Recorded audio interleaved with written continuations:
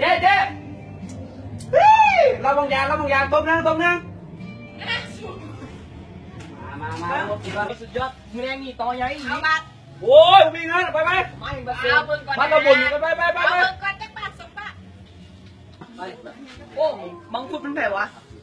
เดี๋ยวหัวเข่าไปจ้ะ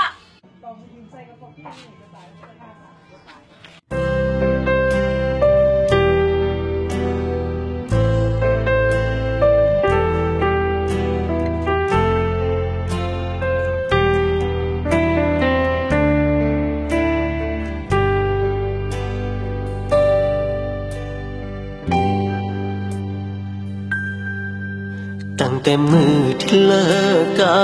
บเจ้าบ่อยากเข้าไปฮอดเฟซบุ๊กเปิดพ่อรูปเจ้ายามในมันจู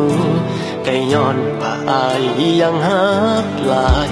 เจ้าใจร้ายทิ่มอายน้ำตาคลอเห็นสำนีบอกคนเคยนอหักกัน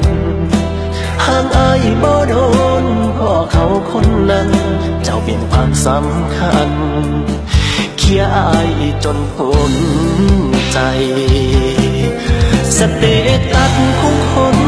ถือทิมน้องอ่านแล้วยิ้มแต่นั้นให้เจ็บแค่น้องหัวใจผู้หายพ่ายหัน